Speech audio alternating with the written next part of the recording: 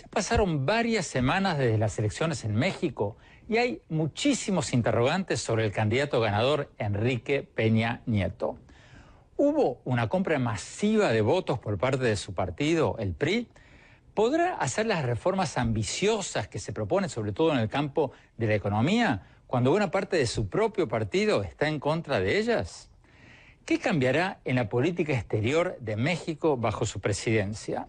Y sobre todas las cosas, ¿representa Peña Nieto una nueva generación del PRI más democrática, más moderna? ¿O es una nueva cara del viejo partido autoritario y muchas veces corrupto que gobernó a México durante varias décadas hasta el año 2000? Le vamos a preguntar todo esto y muchísimo más al virtual presidente electo de México, Enrique Peña Nieto, a quien entrevistamos hace pocas horas en Ciudad de México. Vamos a ver lo que nos dijo y luego lo vamos a discutir con uno de los líderes del partido de izquierda que está impugnando su victoria electoral y con varios analistas internacionales de primer nivel.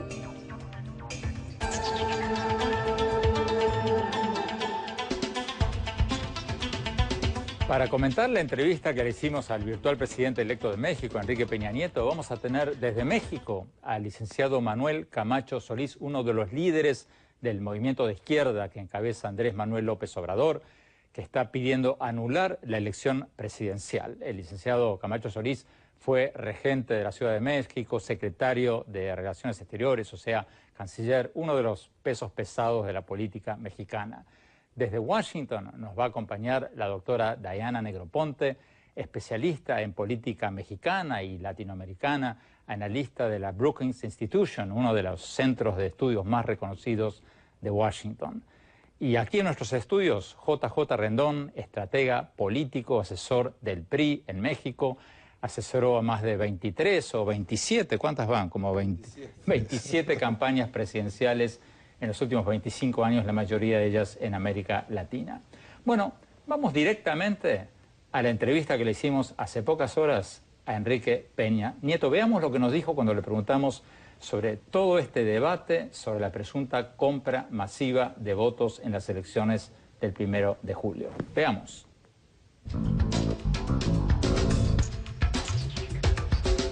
Usted me habló del Congreso, va a ser un Congreso dividido. ¿Usted va a entrar a la presidencia como presidente débil? Yo creo que hay un gran respaldo mayoritario, contundente y claro en favor del proyecto que encabezo.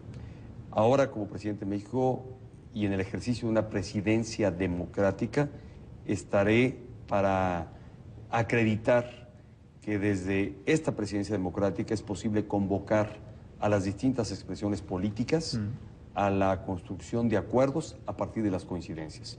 No se puede señalar de un presidente o de un gobierno débil a partir de tener un Congreso que los mexicanos han querido sea o tenga corresponsabilidad en las definiciones que se tomen.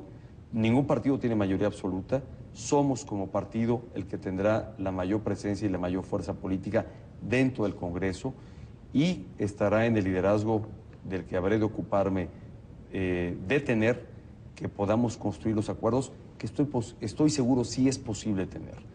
En mi experiencia como gobernador del Estado de México, tuve mis primeros 4 años una Cámara prácticamente de oposición, no prácticamente, de oposición. Éramos la primera fuerza o la primera minoría como partido y fue posible construir acuerdos que permitieron modernizar el marco legislativo del Estado de México. Hoy por igual me habrá de ocupar asumir el liderazgo necesario para la construcción de acuerdos. Hoy señalaba, este es el momento y el tiempo para no imponer, sino construir acuerdos. Es el momento para que todos los partidos tengamos una actitud constructiva y no de oposición y de menos de obstrucción a lo que México necesita. Bueno, entre aquí y el 1 de diciembre habrá que pasar por todo este tumulto de la decisión del tribunal, la investigación sobre la presunta compra de votos, etcétera, etcétera. Sobre este tema, ¿no hubo compra de votos o la hubo y usted no se enteró? A ver, no la hubo porque me parece que... ¿No la hubo? No la hubo porque simplemente ha sido un señalamiento de descalificación de un partido que no ha querido reconocer el resultado de la elección, que se ha valido de señalamientos totalmente infundados, que no tienen prueba alguna, no obstante presumir de tener tales pruebas, y estoy convencido de que el Tribunal Federal Electoral habrá de valorar la validez y fidelidad de estas supuestas pruebas que han querido empañar lo que sin duda ha sido un proceso democrático y ejercicio de participación ciudadana ejemplar e inédito en la vida política y democrática de nuestro país. Más de 50 millones de mexicanos que participaron y que votaron en las urnas, 3 millones de ciudadanos que vigilaron este proceso democrático como autoridad electoral y como representantes de partidos, de tal suerte que totalmente niego y de manera categórica este tipo de señalamientos infundados que no tienen validez. Y algo más, me parece que es burlarse y mofarse de la participación ciudadana y del voto razonado y libre que cada mexicano emitió el pasado 1 de julio. A ver, yo no tengo forma de saber si hubo compra de votos o no, pero la historia de su partido y la historia política de México, de todos los partidos, nos enseña de que ha habido prácticas de compra de votos y de todo tipo de trampitas electorales muy extendidas. Si viene un marciano y le pregunta, ¿por cómo me va a convencer que esta vez no hubo nada de lo que ha habido siempre en la historia de México y en la que el partido ganador, el PRI, ha sido el maestro de todos? Pues yo creo que ya no es de este tipo de prácticas. Creo que los alumnos u otros partidos superaron al partido señalado como maestro de este tema. Yo creo que este tipo de prácticas se han ido desterrando dentro del ejercicio democrático de nuestro país, porque México ha cambiado y ha tenido un cambio democrático que sin duda ha permitido el fortalecimiento de los valores democráticos, el tener hoy unas nuevas generaciones que se forman y han crecido, como la que me ha correspondido, dentro de una nueva cultura democrática, preparada para la competencia política en democracia, y donde este tipo de prácticas, si eventualmente las hubiera de algún partido político, cualquiera o todos, de manera aislada, como hoy se tienen denuncias sobre todos los partidos políticos por este tipo de prácticas, me parece que cada vez más serán por hechos aislados y casuísticos que habrá que probar si eventualmente hubo alguna irregularidad, pero que de ninguna manera pueden marcar ni generalizar lo que, repito, ha sido un proceso ejemplar y democrático el que México ha tenido. Por lo que he hablado en estos días con varios políticos mexicanos, lo más probable es que el tribunal termine diciendo eso que usted acaba de decir. Efectivamente, hubo actos aislados, pero no afectan el resultado de la elección, porque 6-7% es una ventaja muy amplia. Pero, ¿usted va a investigar esos actos aislados si el tribunal se lo exige? Y si los va a investigar, ¿va a poner en prisión, detrás de rejas, a quienes dentro de su propio partido podrían haber incurrido en ese tipo de actividades? Bueno, yo creo que corresponde, más que a un servidor, corresponde a la autoridad electoral hacer la investigación y deslindar responsabilidades, si las hubiere, a actores de cualquier partido político que esté señalado por haber incurrido en alguna práctica que lamentablemente lastime el buen ejercicio y práctica democrática que debe tener nuestro país. Yo reitero e insisto, creo que este tipo de prácticas muy señaladas del pasado no caben en la nueva cultura democrática que México tiene.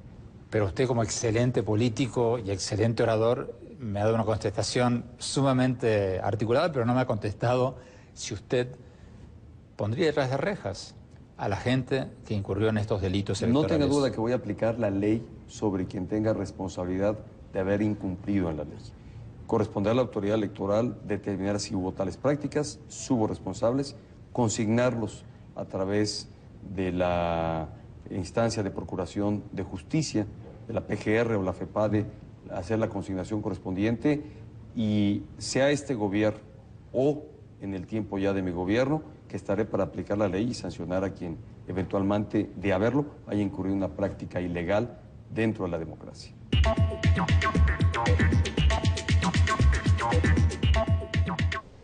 Licenciado Manuel Camacho Solís, en Ciudad de México, usted lo escuchó, Enrique Peña Nieto dice que no hubo compra de votos y pareciera ser hasta ahora que el IFE, el Instituto Federal Electoral de México, parece estar dándole la razón, ¿o no? A mí me parece que vivimos desafortunadamente una elección completamente inequitativa. Fue un retroceso frente a lo que habíamos logrado en el año 2000. Y es cierto, la participación de los ciudadanos fue ejemplar, los 50 millones. Pero de esos 50 millones, el señor Peña Nieto debe tener claro que a él lo apoyaron 19 y que hoy en México los partidos del movimiento progresista y el Partido de Acción Nacional están señalando que hubo todo tipo de irregularidades, violaciones a la Constitución y violaciones a las leyes.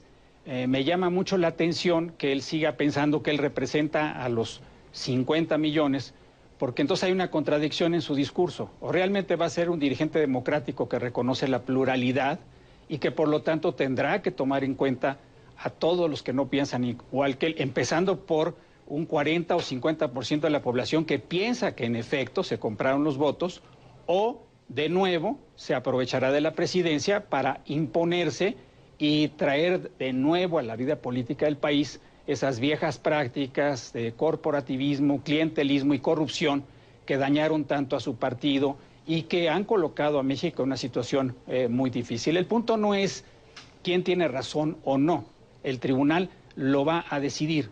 El punto es qué hacemos frente a unas instituciones que están muy lastimadas en su credibilidad, frente a una sociedad que en una parte de ella está enardecida, si lo que nos importa es restablecer el prestigio de la autoridad como condición para avanzar en la seguridad y en las reformas que México necesita.